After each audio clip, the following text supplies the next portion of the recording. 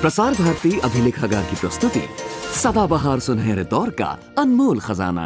In 1981, SLV3 was launched successfully. The then Prime Minister Mrs. Indira Gandhi was present physically at the site, and she patted Director Vasantrao Gowarikar personally for two reasons. One thing, that the launch was successful, and secondly, it was shown on television. Not that it was shown on television for the first time, but this was the third time. But out of earlier two occasions, once there was the failure in August 79, however in July 80 the launch was successful.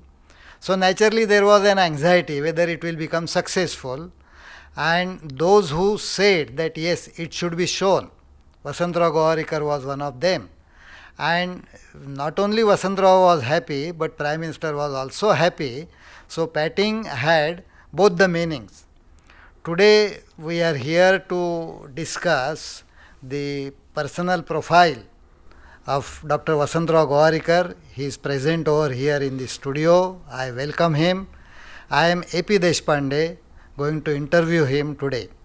Vasantrao, where were you born and when? I was born in Pune on 25th of March 1933. I am 71 now. Thank you. Kindly tell us your family background, say your mother, father, brothers, sisters. My father was a civil engineer, but describing by the civil engineer, I think is doing injustice to him, because he was many more things than being just a civil engineer. Personally, people like me consider that we have never seen a person like him. I lost my father in 1945 when I was 12 years old. But our interactions with him, with all his children, were so deep that we feel that we knew him totally. So that's my father. He's a tremendous magnetic man.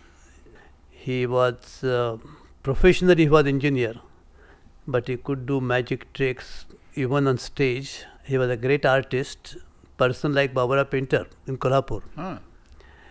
He used to come to our place and used to praise his painting. He was that good. Wow.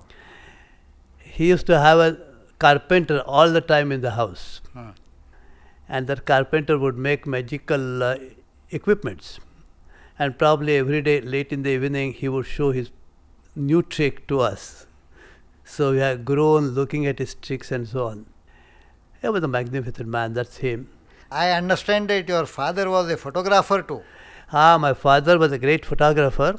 He in fact started several photo studios, including in Pune. Photo studios in Kolhapur, Karad, Miraj, Pune, Mahabaleshwar during the season. He was a great man, I think. I remember that the name of your father's photo studio was Gowarikar Lucky Studio. That's and right. Those young aspiring brides used to get photographed in your father's studio, used to get married soon. And that's how the name Lucky was more appropriate. When I now look back and look at the situation, that my father named his studio is called Gowarikar Lucky Photo. It doesn't occur to me as a very good thing, purely from scientific point of view. But I think those were the days, those were very different days. We are talking about the days maybe 70, 80 years ago. Your father was working with lot many Britishers? Yes, most of his bosses were British. I say. And the main important thing, of course, is all his bosses used to be extremely pleased with him. You asked me about my background. I feel extremely proud of being born to such a person. These Britishers, his bosses, used to come to our houses, and it not just once. It happened many times. I see. My father, while he was working in the civil service, in the PWD, very often he used to feel that he should do something different. His feelings about the country were very different. So once he thought that he wanted to start a big karkhana, a workshop, if you like, which he did. He gave the resignation. And his British boss said, "No, why do you resign? Supposing you start something. And if it fails, so where will you go back?"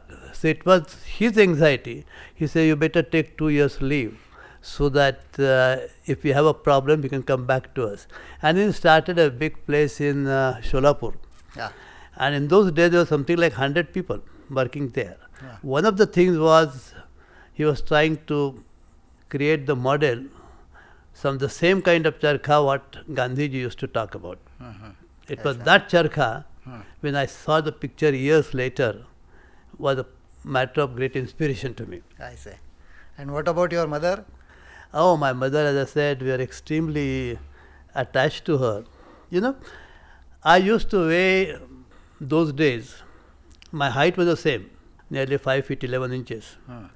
And I used to weigh something like 70 pounds. Yeah. I weigh now 70 kilos, okay, at the same height. So she would take very special care of me.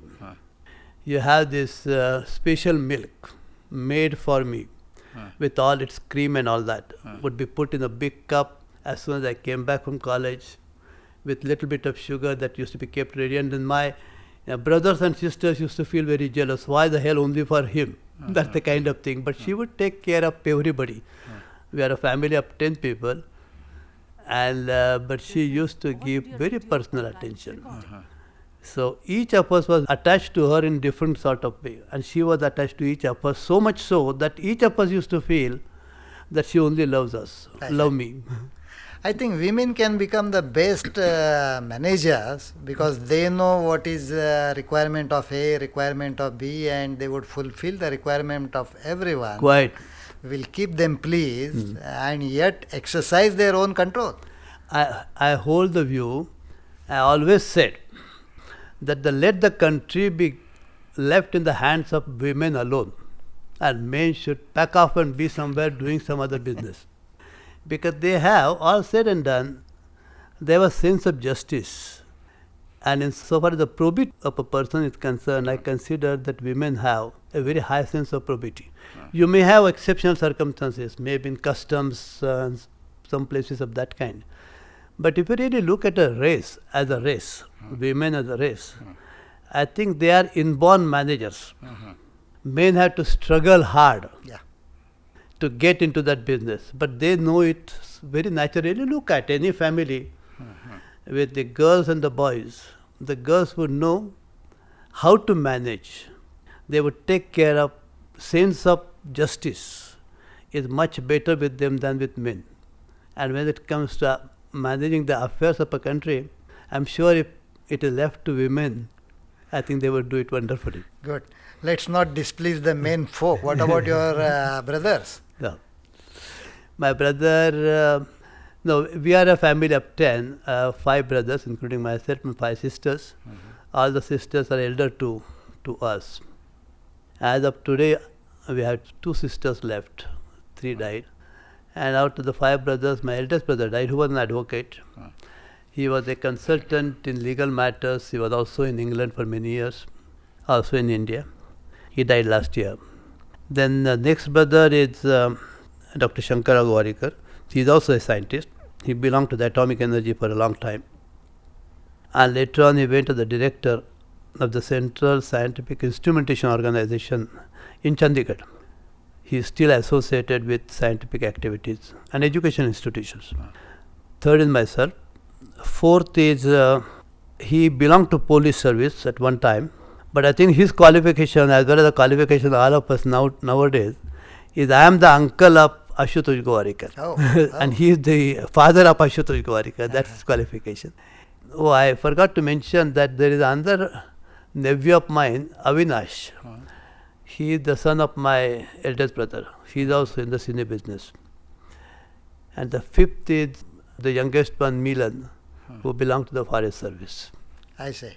That's the family history. So we never knew that you are an uncle of Ashutosh Gowarikar, the famous person in the field of cinema.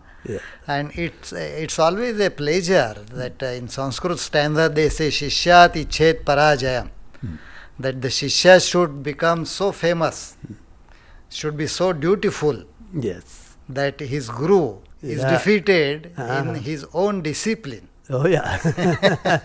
That's fine. That's right. Vasantrao, where did you do your schooling and what about the college education?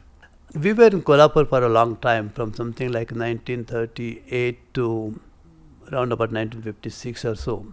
I was in a school called Hariyar Vidyalaya in Kolhapur, Mr. Mehendale. It was a school run by two brothers, both bachelors. Mehendale was the name. An extremely disciplined place and very particular about the quality of education. I was there until about 4th standard. Then I went to a school called City High School in Kolhapur. I did the first and second year in 1 year. So I went straight away to third year. That is 8th standard by today's this thing.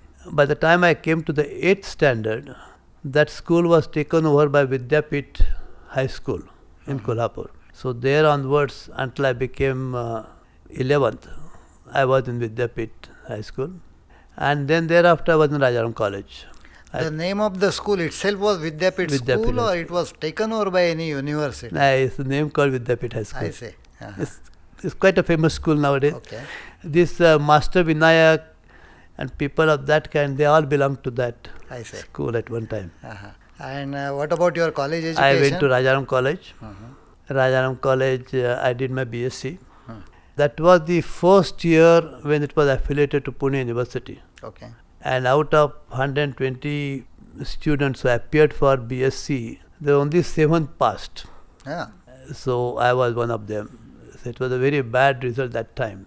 Later on I did my MSc and you see Kolhapur High School at one time belonging to the state. The Maharajas used to get people, the best kind of people from all over the country. Just like what Malviya did in Banaras University. Oh yes, yes. So we had about 3 or 4 Bengalis, Professor Mukherjee looking after biology, Professor Bishwas was there for physics, Dr. Sen was mathematics. So it was a very cosmopolitan kind of place and whosoever was really the best in the eyes of the Maharaja those days, he used to have good advisors also. I remember that from Marathi literature field, the great novelist N.S. Phadke was there. Yes. Madhav Julian, the famous poet, was there. Yes. These were the kind of people who were on the staff. Yes, Professor Phadke, Nasi Phadke. I used to be in the Rajaram College, but he used to teach logic. Yes. Not Marathi. Yes. Yeah. Where we used to live in Jain Gully in Kolhapur, it was 3-story building. Okay. 2 apartments And Nasi Phadke used to be our neighbor there in the other side. We used to be on this side. I see. Very nice man, very famous person, extremely studious, a person with tremendous discipline. Not many people know about. He will have a timetable and the things would happen just according to the timetable. That's the kind of recollection we have. Of course, I was very young at that time. Yeah. So you are blessed with this word luck. Gowarikar Lucky Studio, staying just opposite to Nasi Phadke's house. Adjoining. This is all luck factor.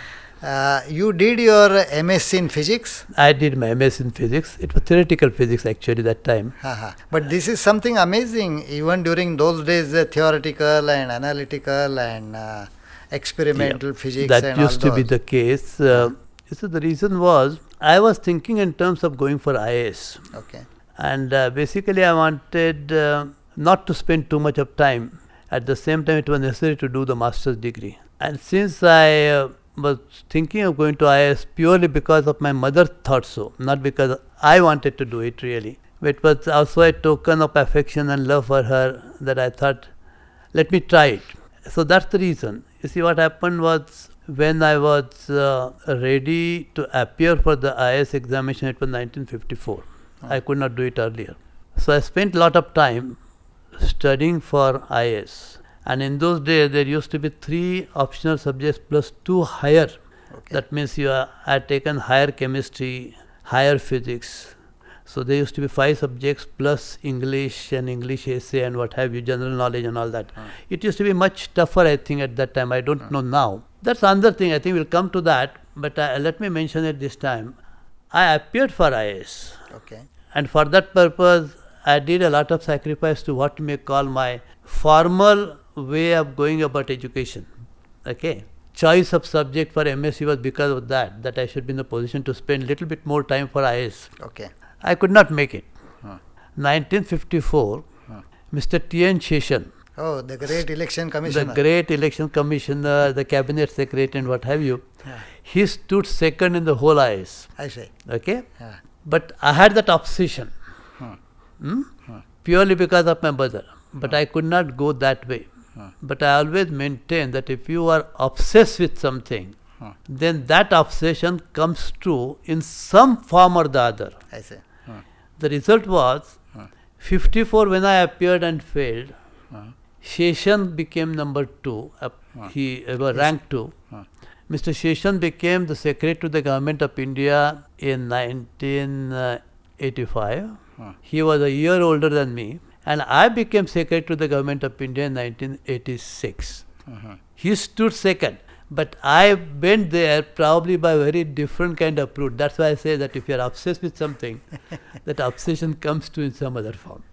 I think the goal was same, but the routes were different. The route was different. Oh, good. Right, Good. Vasantrao, let me pull you back during your school days. There was some competition announced by Mahatma Gandhi about this charkha and how it can be mechanized. And I understand you had participated into it. Can you tell us that story? Yes, that's a very exciting remembrance. As I mentioned, my father was a person who had worked on that idea. And when he had its big place in Sholapur, he had created a model. And I happened to see that picture once of that charkha made my father. By that time, of course, my father was dead. I couldn't get any information on that. And what used to happen that even in Kolhapur, they used to make these folding charkhas at the horizontal type, not the vertical kind. The idea was, what Gandhiji's idea was, as far as I could understand in those days, that if you have the thread coming out of the cotton, and if its speed, it should not be mechanized, it should be by human hands only. If we can have spin a lot of this in the same time, then there is a possibility that this could be a Production will increase. economically viable proposition. That means you can say, okay, if you don't do anything, at least do this, and then you can earn your livelihood. That was the kind of idea. For that purpose, Gandhiji had thought about having something like 100 threads coming out of the cotton at one time. It was only a figure. His idea was they should be with the same rotation. You should have that much of volume coming. And I was very impressed by that kind of idea. And I did work for quite some time on that. And I think there was a time when I felt I was very happy that the whole thing, right from placing the cotton and the, what you call the, not exactly the thread, but what do you call that? What you get the thread out of this, it should come automatic. Okay. It should be wound automatic. That's the kind of improvement I had done on by this thing. And this was I was very young, I had informed about it to Gandhiji and that kind of thing, had an exposure of that kind at that time. And I was very happy. I did it with my own hands. Oh, that that's time. fine. But was there any appreciation from Gandhiji? There was an appreciation. I got a letter from, I think, Bholabhai Desai on behalf of Gandhiji. He was very appreciative about what it is and what's the progress, what are you going to do future, etc. That kind of thing. Yes. Oh, that's great. There was another incident during your school days that you wrote a letter to Henry Ford. Yes. In English, and to write a letter in English while you were schooling in Kolhapur through Marathi medium was something amazing. What was that about? Yes, I did all kinds of stupidity that time when I look at back. Okay. It was adventurous, not a stupidity. I tell you one thing. I used to be very fascinated by Henry Ford. I read his biography. It was in Marathi, of course. And I was very fascinated with Henry Ford because I was very fascinated by motor cars. And I don't mean motor cars for the pleasure of riding in it. I used to feel that we should make motor cars. I would like to be a producer of a motor car. That kind of thing I had in mind. And that was the reason why I was fascinated by Henry Ford. I had some thought on that. In that connection, I did write to Henry Ford. Yes, and I did get a reply from him. I don't remember what I wrote, but I wrote something, yes. But you used some Tarkharkar translation guide for that? No, yes, I did. I did that. Oh, that's fine. when you think of doing something in order to bring it into practice, you have to think in terms of all these things. When you talk about having been educated in a Marathi medium school, supposing you want to write to Henry Ford, then you ought to know something. Yes.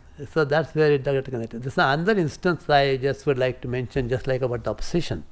We'll talk about it a little later. But as I said, I was fascinated by the concept of a car, motor. And years later, now perhaps when I used to think it for many, many years after that, this must have been in the 40s or 50s. And I had almost forgotten about it, that I used to be getting so fascinated. When I went to England later, and I joined the Summerfield Research Station after my PhD. It was an agency establishment of the Ministry of Aviation, the British Ministry of Aviation. And you know what they used to make? They used to make rocket motors. Oh. So the motor was the common word. I could not make motors on the ground, Passenger motors. a passenger motor. But I got involved in making rocket motors for the space. They used to make it for missiles. And later on, when I met Dr. Sarabhai, the responsibility gave it to me related to making rocket motors for our space program. I see. So this is where that motor word, fascination, It continues. obsession. It continues. After doing your MSc, I understand that you taught in a school at Kagal and worked as a demonstrator in Ratnagiri College. What is all that? Yeah, well, actually, not just after I did my BSc, I mentioned to you why I took theoretical physics. One reason was the practical problem was not there. Yes, when I was thinking in terms of doing IAS, I was 1 year short for the IAS. So there was 1 year left. So I had a friend, Shankar Lele was the name. He's still my friend. I met him just last week. I say. So he said, now that you have a year, you can't use that year for doing your MSc. So why not? So there was a place called Kagal, the school called Sri Shahu High School. There he and I both went to teach science. I say. And it was a lot of money. It was 115 rupees, 70 rupees basic and 45 rupees dearness allowance. That's the kind of money you used to get. Kagal was about 12 miles away, but it used to take about 45 minutes to reach. So we both used to go by bus. That was the time when the roads began to be built with the tar road. Oh, I see. Principal M.R. Desai, Khardekar Desai, that pair. He used to travel with us and he used to tell, well, look, now that the tar roads are coming, you will soon find India with tar roads, no more the dusty roads, etc., etc. Yes, I taught science. I went there in the month of August until April, so that about 8 or 9 months I taught there.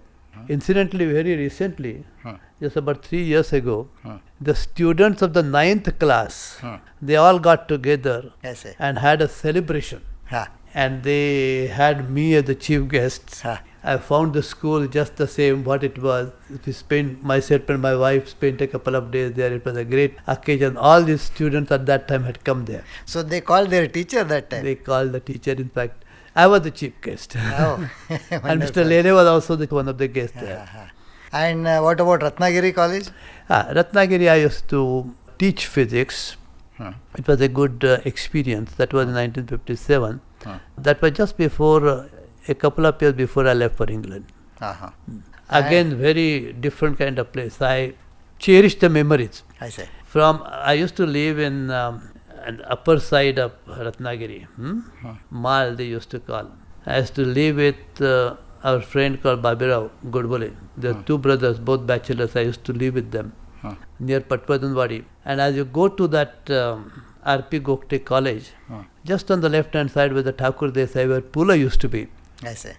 So that is his Sasurwadi it was. Oh, P.L. Deshpande. P.L. Deshpande, that's right. His great story, Mahis. I remember I read it in the bus, in the ST bus, when I used to go from Ratnagiri to Kolhapur. Most fascinating story.